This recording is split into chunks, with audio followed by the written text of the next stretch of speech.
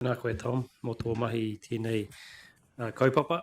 Ai, kia koutou te rōpū tīma, tuia, tēnā koutou. Any questions, councillors, feedback? Jan? Kia ora koutou, nei te mi atu, kia koe Tom, tēnā koe. First one, I've got a few. First one, have you, spoken to Turinanga Ngaito at all? And kind of, in previous submissions, we've kind of compared and comparisons. Have you had the ability to, or they haven't gone far enough yet? We've had a preliminary discussion with Te Runanga o Ngāi Tahu and understand that they're submitting an opposition on the bill and providing key points to Kapitipa Runanga, but our engagement hasn't gone beyond that. That's again due to the truncated timeframes that this submission process has been under.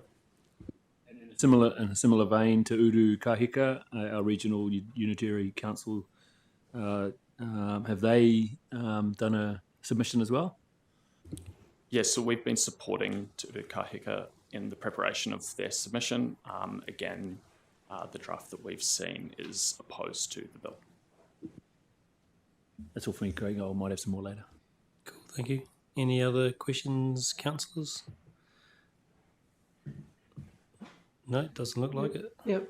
Right, Claire? When are we likely to see this draft? Because I think my views will be dependent on how it's drafted, how it's written.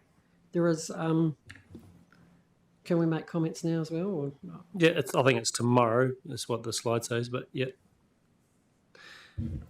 Keep going.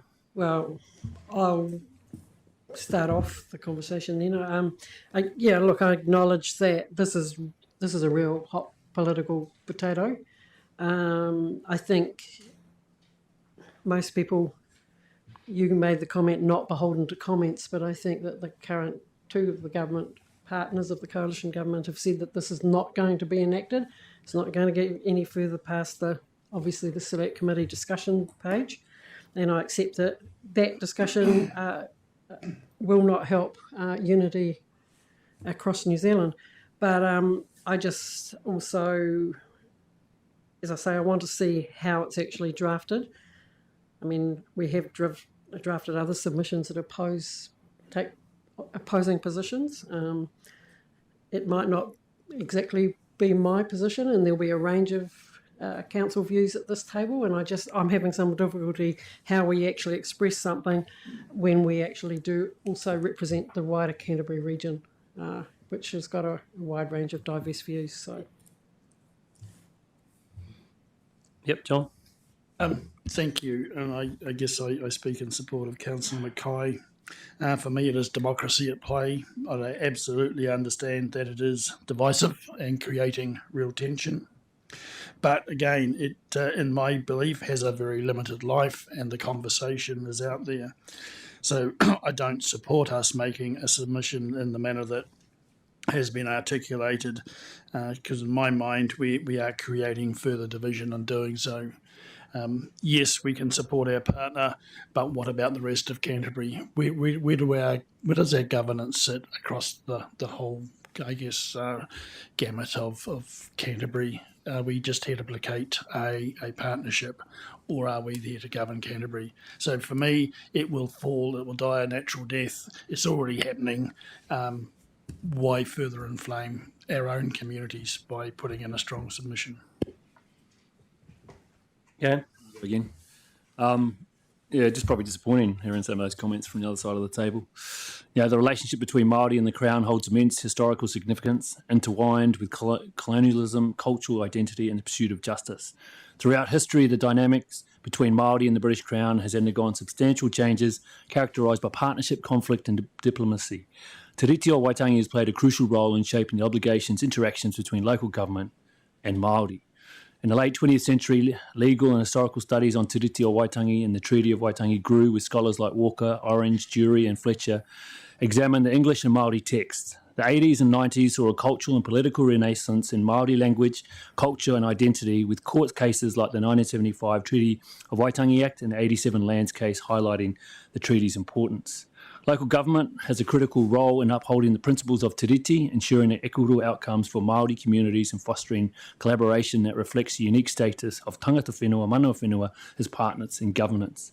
As such, Environment Canterbury has a responsibility to make its voice heard and advocate against this bill, which would fundamentally diminish these principles and erode the Crown's obligations under te riti.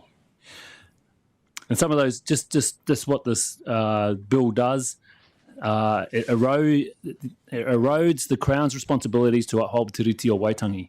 The treaty principles represent the partnership, protection and participation obligations between the Crown and Māori. Removing statutory references to these principles undermines the Crown's duty to honour its obligations to tangata whenua. The bill's failure to recognise the constitutional significance of te riti o Waitangi. The te riti is foundational to the governance of Aotearoa New Zealand. By attempting to diminish the bill risks disestablishing the shared framework of governance between Crown and Māori. The bill's direct contradiction of existing legislation, including but not limited to. The bill contradicts existing legislation, including the Local Government Act 2002 and the Resource Management Act 1991, which require councils to promote community, well-being and respect the Crown's obligations under te riti. Removing these principles would render these protections meaningless and create inconsistencies across all public sectors. It would also disrupt local government partnerships with Māori, erode trust and alienate from local government. Here, that's our 10 Papatipu Runaka. We have fought for since probably 2010 to really re-establish, and this bill and the outcomes from it has slowly eroding that. Local government cannot stand idle while such an affront to the foundational partnership between Crown and Māori is pursued.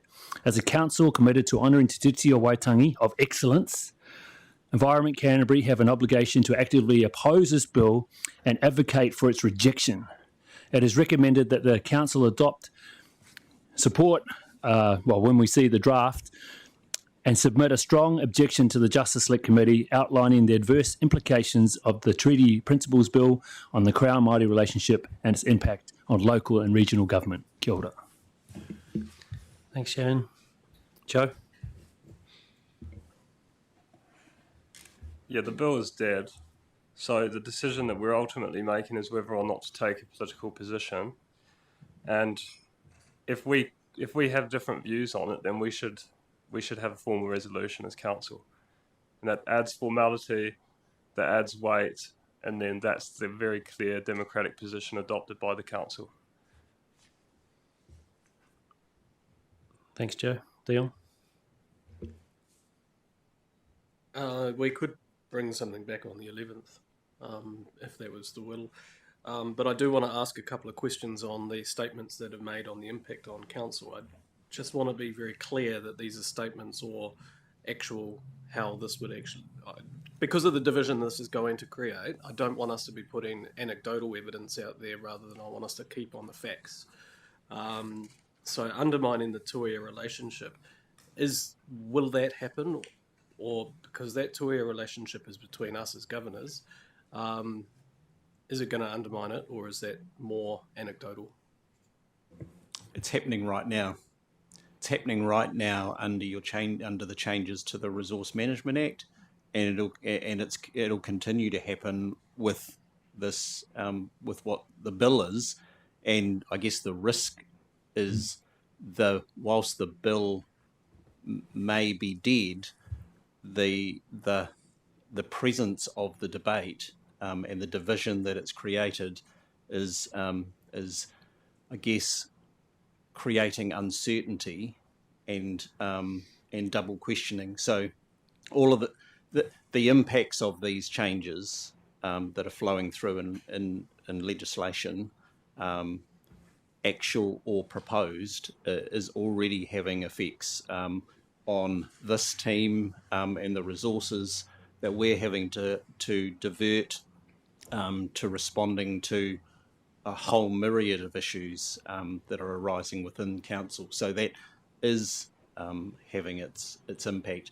And we've seen from the response and the correspondence that's gone out to Papatipu Runanga and what we've heard back from the environmental entities, is challenging they are challenging our interpretations. They're challenging the very things that Council heard last week with regard to the ambiguity and changes around the RPS, the MPS, and the proposed RPS. All of those things are us, already in the mix and causing additional transaction cost for Council. I completely respect that. I'm just trying to be very clear because we're talking about the treaty principle bill. The RMA changes have made quite considerable impact on us as a council, as well as the partners, as well as our communities that we all represent. But I really want to be very clear that the statements that we're making around undermining the Tuea relationship are specifically going to be around this bill. So that's what I was really asking. Everything else is kind of just like noise on the side. But the noise on the side is that I'm really worried about is the stuff that's happening behind the scenes at the moment while we're distracted by this. The removal of all of these pieces of lines in legislation about engaging mana whenua to the extent in which they would want to be engaged, that's getting removed out of a whole lot of bills in our government at the moment. That's the more pressing issues from my point of view that we need to be considering in terms of the Tuea relationship and the partnership. This to me is a bit more of a side distraction. I get what you're saying, but I want to be very clear that we're making factual statements that don't inflame stuff that isn't based on fact. And that's what I'm really wanting to be very clear about. And as Tom said, the current Tuea agreement is built on the principles of the treaty as they have been interpreted for a number of years. The explicit introduction of a reinterpretation of those principles would require Council under legislation to go back and look at and revisit all of those, the Tuea agreement, as to whether it could give effect to that agreement in the way that it has done in the past, given the resetting of requirements now in statute. Yeah, likewise, if it applied to Section 8 of the RMA, which may or may not survive, if this went through exactly as David is saying, any contemporary matter that our Papatipi Rūnanga are raising around some of the issues that they face through consenting and planning basically says you can't look at that because you have to go back to when they signed the treaty. I just think that is a fact. That will fundamentally change how we can interact with Papatipi Rūnanga. But of course, they can't go back to 1840. They're living right now with the issues that are hitting them contemporarily. So anyway, it will. I think David's answered your question pretty well, Dion. Stephanie, did you want to say something? Thank you. Through you, Chair, I just wanted to make a couple of comments in response to the question. Speaking as the Chief Executive, what I look at with regard to any piece of potential legislation in the House is the impact of us as a regional government to be able to deliver under the law of the land. And what I ask myself is, what are the current laws of the land, not what are the possible future laws of the land? And so in that context, while the question is, well, those other things may change, the reality is they haven't changed. This bill sits on the table asking for a response in the context of the law as it stands. And councillors have heard me before in this room with regard to other things that have been signaled for change. But as a regulator and based on jurisprudence to date, we cannot take action based on what some say will happen as opposed to what has happened. So I'd put that on the table first. The second question I ask myself is, as a regional government, what have I been mandated? What have we been mandated as a council to do? Bearing in mind that when the central government asks us, or by creature of statute requires us to undertake particular activities, when it does so, it then mandates us to become the treaty partner and be tangata tiriti. So how can I, as the Chief Executive, properly roll out or work in partnership as tangata tiriti?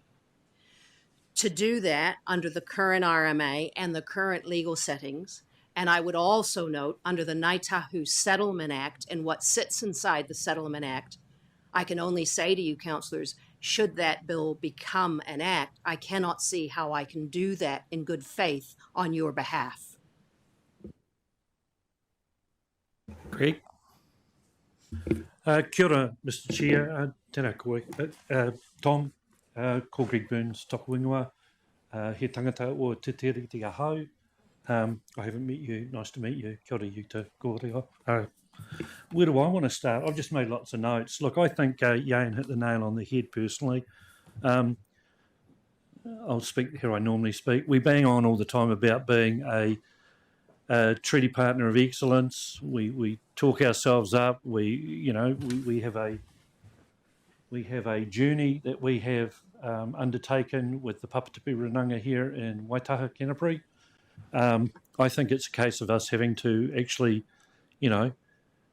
put up, talk what we, say what we think. I tend to agree too with Dion's comments. Some believe this is a bit of a smoke screen in that, in the meantime, up to 40 acts are having references to the treaty removed from them, and it's been very, very low key.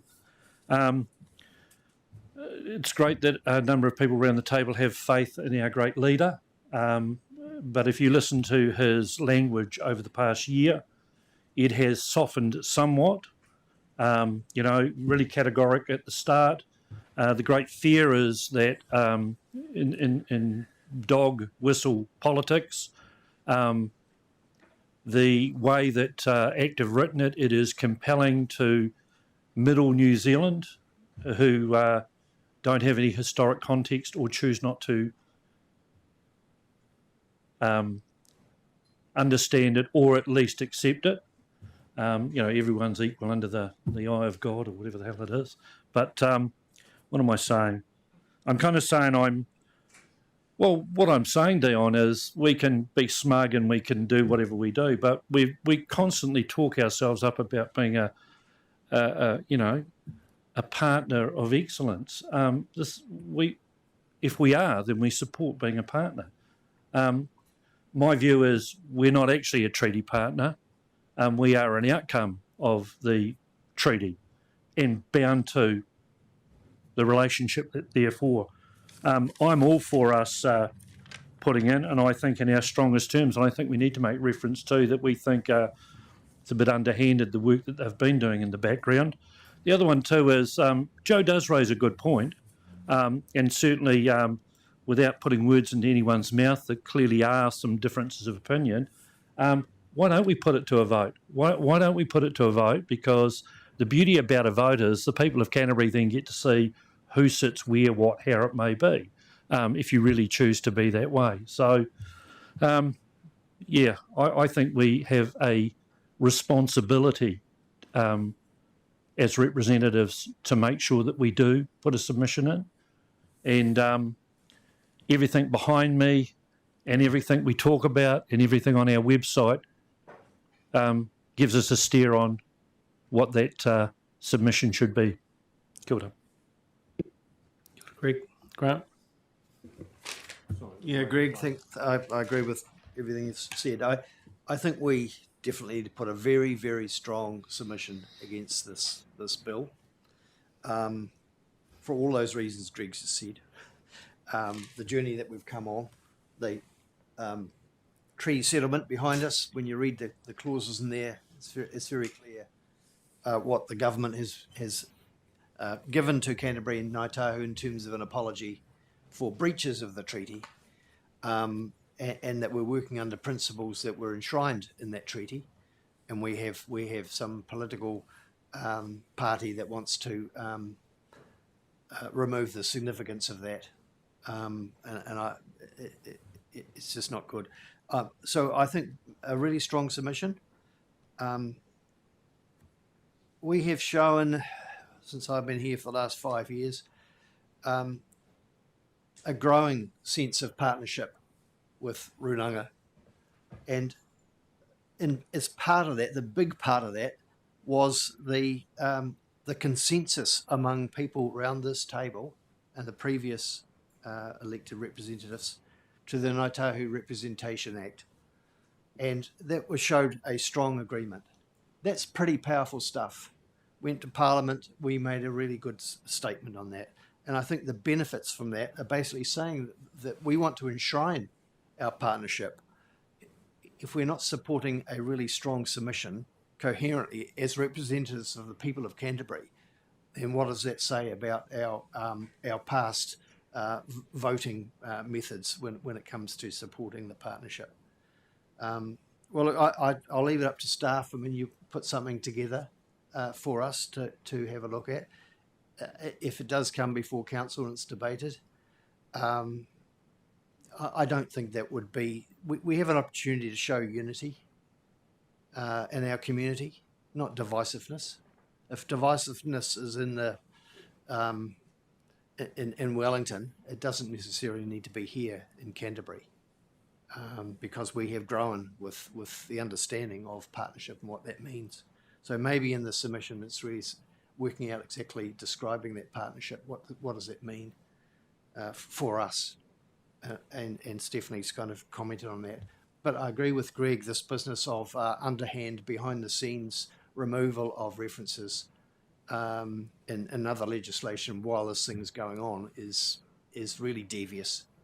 You know, successive governments since the signing of the treaty have undertaken really quite devious measures to undermine the treaty. Well, no, it's not. You go through the history of all the things that went. You know, you've attended the workshops about what the treaty and the outcomes and the subsequent legislation, which has undermined stolen land and all the other sort of stuff. But anyway, in terms of the principles, I think it's, you know, really a strong case to support a submission against it. Vicky? Yeah, I think it is really divisive. It's clearly really divisive. I don't think our submission will make it any more or less divisive than it already is.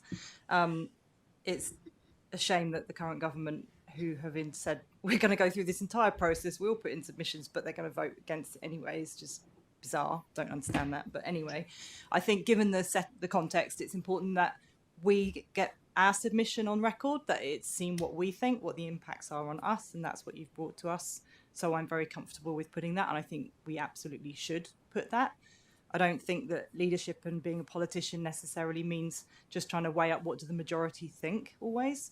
And I know there are people around our table who will make difficult, sometimes quite contradictory views to maybe the majority, and that's, you know, respect that's something we should do. In this case, I'd like to think, given that we did support the Ngāi Tahu Act, that we would have almost majority at least to support a submission.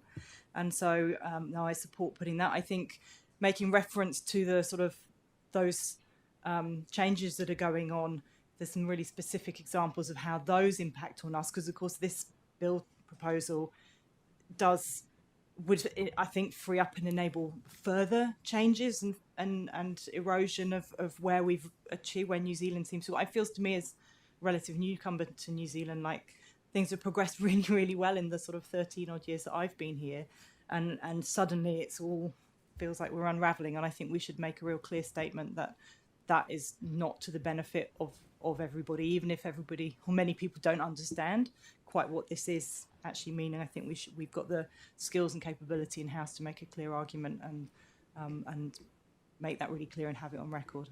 I support doing this. Thank you. Thanks, Vicky. Peter, online. Yeah, thanks, Craig. Pretty simple observation on this is that I want to see the draft, obviously, but I spent 9 years supporting getting ourselves into a partnership with Arunanga and getting some trust there from 2016 onwards. This is too late to make any U-turns on that, not that I would. I think we're talking about a submission, and our submission should put on paper what we believe as the regional council. I'm a bit concerned, I guess, from David's comments that he's made with what's going on in the background. I can understand the angst, but I'm a bit concerned about that. It's not the way that we would choose to operate in Canterbury or in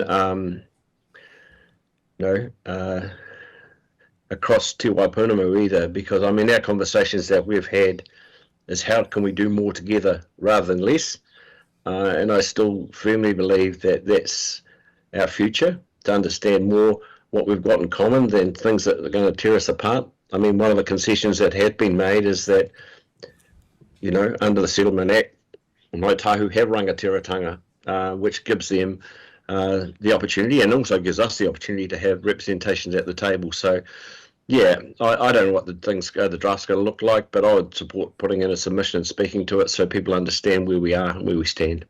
Thank you. Kia ora, Peter. Joe? I think it could be quite good as well to have quite like a legal aspect to it, like the way it's written really relate to Article 2, which we know is, you know, about resources, and as what you've said is quite enlightening around how the simplification of it and the principles as per the bill would totally alter the fabric of this building and its recent history. So taking quite a legal approach to it, I think would be helpful, but also in a way that the public can understand too. So we can treat it as an educational submission too. Dion? Yeah, something you mentioned before around the cost has got my sort of ears up a little bit. Now, I imagine those costs would be through increased litigations, through our processes, and various uncertainties around planning and whatnot. Have you put any of your mind towards what that, you know, quantifying that potentially, or is it just kind of like it will do it rather than actually thinking about the downstream effects? Yeah, so it's just that there's a risk of increased litigation, and should the principles be progressed, there would be a likelihood that we would be required to make reference to those new principles where we would otherwise make reference to the current understanding, and then the understanding, going through the process of understanding how that applies in our context would be quite significant, given that it's taken 50 years of court decisions and policy from central government to come to the current understanding. It's likely that there would be a long and arduous process associated with that also. Yeah, no, that's really helpful, because I was just kind of sitting here trying to get my gears going in the back of my brain. So the submission that we will do will be, there's two ways we can look at it. It could be quite political or it can be quite factual. And what way are you wanting? Because obviously there might be politicians wanting a political statement rather than a factual operational one. So I just wanting to know what you're intending on bringing to us. Yeah, so currently what we're looking at is taking positions under three separate headings. So constitutional matters, which I guess is the legal aspect which you were talking to, Councillor Davies. And then secondly, the Canterbury context, so the impacts which this bill will have on the Tuia relationship and the work that's been done over the past 10 or so years to get to the current state and understanding. And then thirdly, it's that kind of cost benefit. What is the operational impact of this bill on our operations and understanding going forward? Can I just say that? I mean, that's quite perfect. I think I'm more comfortable with what you're saying there, because I'd written down 4 kind of points that I think are relevant to the organisation and the way we function, which would be the cost to the ratepayers, the disruption to the effective local governance, the impact on the environmental management, and then the loss of the established working relationships that benefit the wider community. So that's quite operationally focused rather than looking at the wider political impacts of it. So I'm far more comfortable in that respect. Thank you. Thanks, Dion. Any further comments, councillors? Yes, I've been waiting in the background. Oh, sorry, I can't Genevieve. seem to- Where you go, Councillor Robinson? That's okay. Oh, it's all right. Actually, look, it's been a really interesting conversation, but unfortunately, I find it, some of the comments feel very, very much against what we have discussed in the past and confirmed in the past. And I find that really, really upsetting, actually. And especially, I can imagine being in the room with some people who have been part of this process for a long time. And in particular, Yayan, when he first spoke, I feel for you, and I feel for all the team in the room, actually, and all of us that actually promise to do our best. So bringing this forward is one thing, and actually putting forward a decent submission on this, and having a very, very clear statement and directive, actually. I think we need to be like that, because otherwise it's just watering down our viewpoint. I'd really strongly support that, but I wish I was in the room, because I can understand that for some people the emotion would be quite heightened, but really disappointed in some of the conversations across the table from the others. You've been here a long time, and you've been part of this conversation for a long time, and to hear some of your comments is actually really, really disappointing. I think that's all the councillors that wanted to speak. Look, I wanted to acknowledge the team, Tom, David, and Terry, and the rest of the team that's in the room as well.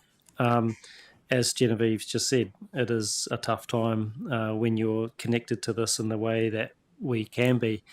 But yeah, the way that you presented this, especially you, Tom, in terms of that answer just then around the 3 areas of the submission, really appreciate that, because I do really think it is about leadership, and I acknowledge the concerns that some may have about how this may be seen by some other members of our community. But I take Councillor Davies' point that it is a chance to educate as well, like we have been trying to do in this organisation for a long time. And people have made reference to our journey on the wall over there, it's not just a picture on the wall.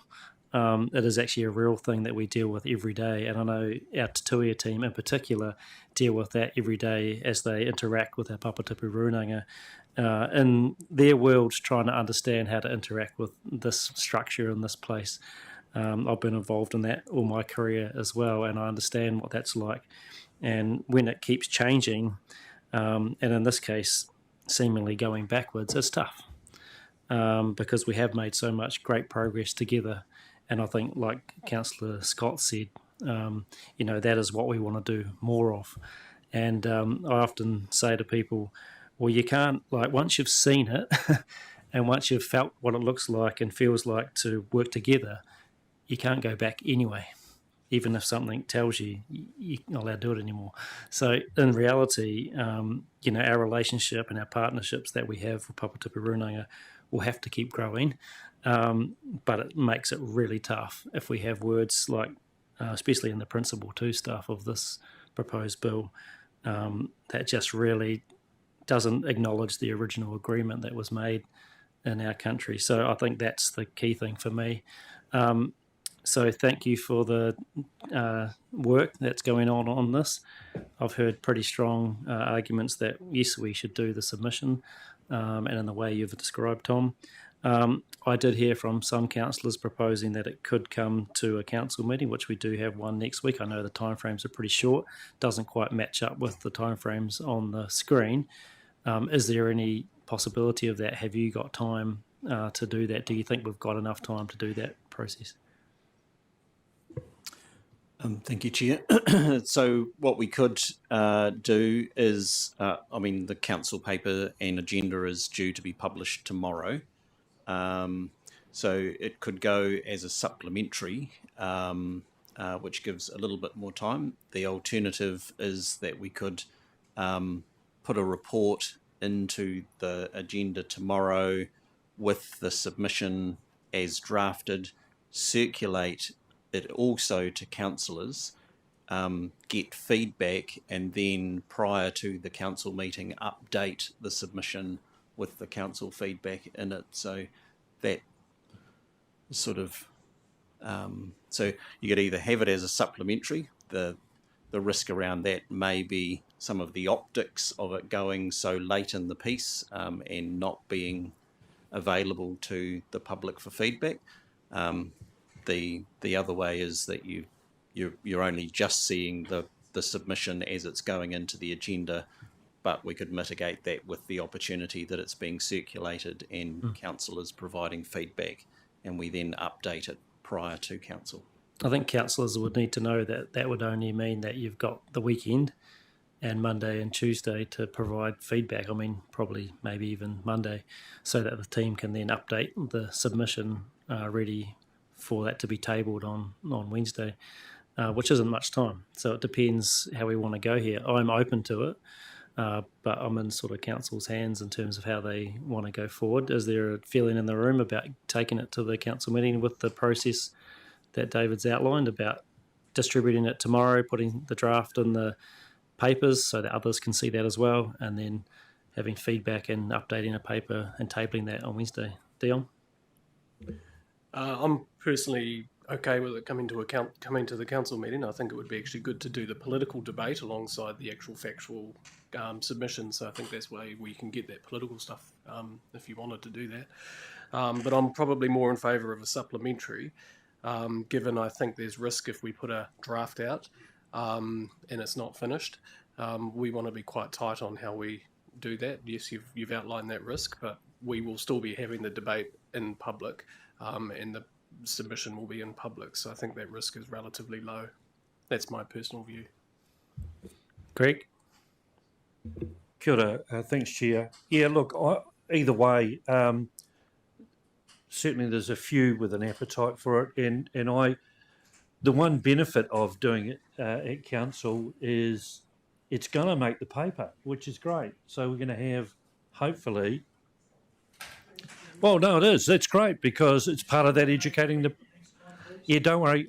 Subtitles are the one that worry me. I'm BURNS on the ECan. Not that I'm. It's not killing me, but yeah. Again, that lends itself to that education and the fact that we have a position. I think it's important. Kia ora. Yep, Grant. Yeah, the supplementary approach rather than putting it as a draft, I think that could be dangerous and confusing to people. I don't know whether extraordinary and urgent business, is that the other route or not? Don't know. Anyway. Yep, David. You don't have to turn it off, Grant. So if proposed that what we could do is circulate the submission tomorrow, ask for feedback by the close of Monday or by midday Monday, ideally.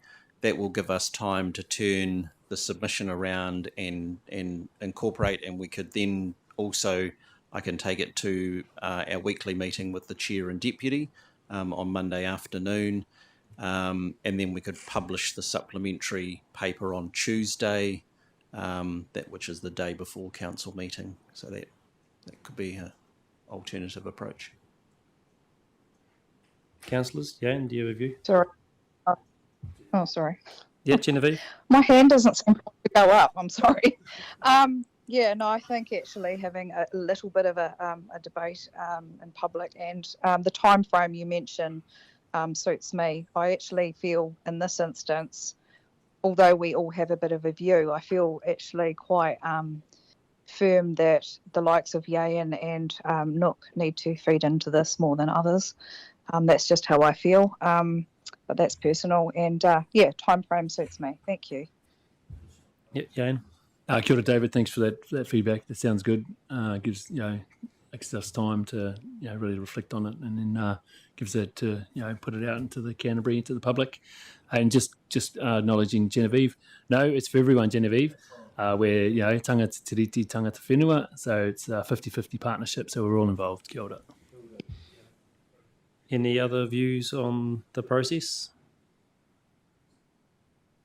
No, but thank you, Yayan. I understand that. Yeah, I just think your voice was understanding, and yeah, you had a point. That's what I was probably trying to say. But yeah, I agree. Thanks. Thanks, Genevieve. In terms of the public side of it, I suppose that's the only other part of it. By doing a supplementary, is there anything goes on the agenda as a item without a paper, or is that you can't do that? Because I'm just worried that people won't know unless if they're watching today, they might find out. But how can they be involved in that process if they want to be here? Because you have deputations that are available for people to do. Yeah, that's the thing that will be truncated. So we could get the material posted on the website on the Tuesday, that's of course the truncated piece for visibility if people should they want to come as a deputation, but that's the trade-off. Just as long as we're all aware of that, I suppose that's the main thing. Greg? Could we use our networks, I suppose, for want of a better expression, to put it out there that it is coming? Well, I suppose it's public.